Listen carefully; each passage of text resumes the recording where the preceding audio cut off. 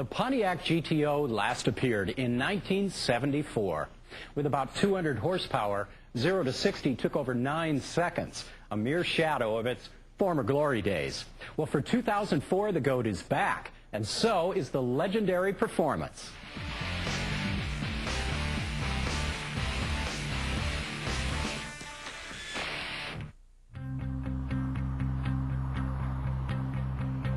"40 years ago, Pontiac stuffed a V8 into a compact, and the original GTO was born.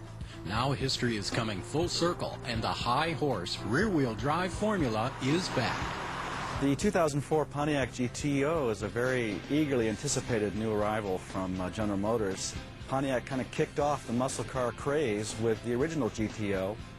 Now, for 2004, Pontiac has brought back this exciting, legendary GTO name in a very new, very different kind of automobile, much more different in sort of attitude and sophistication than the original GTO. Anyone expecting a retro-themed, pumped-up-looking muscle car might be surprised by the styling. This car is very swoopy, almost blends too much into the background. It has a little rear wing on it, but it's pretty subtle. No flashy mirrored wheels on this car.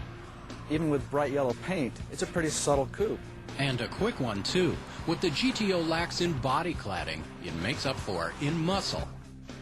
The 2004 GTO comes to market with a 5.7-liter V8 engine borrowed from the Corvette, developing 350 horsepower, 365 pound-feet of torque. There's a lot of output here.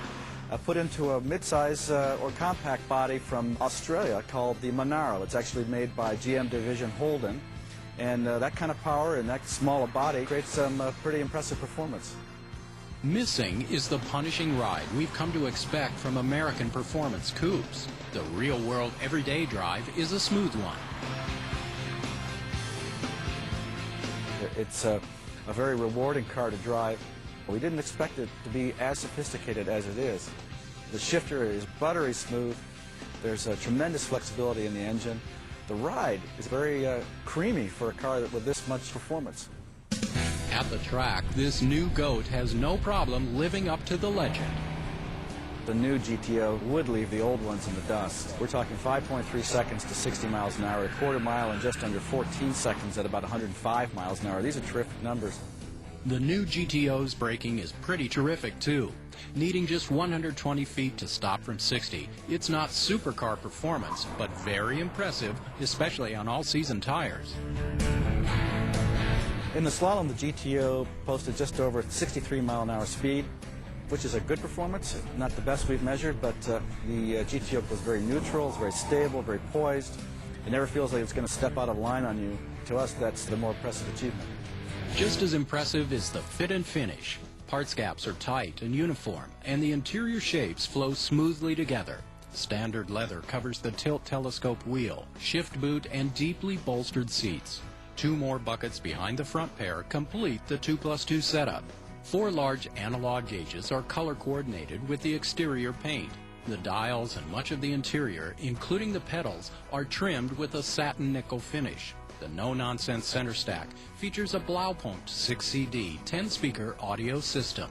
One of the nice things about this new GTO is that all the equipment you want is included as standard. The only option is the 6-speed manual transmission. That's supposed to be $695, and they're expecting a base price of around $33,000 for this car. So even loaded with the one option, you're still under $34,000 for a vehicle that offers a lot of performance and tremendous refinement. So, the 2004 GTO isn't the rip-snorting retro muscle machine many diehards may have been waiting for.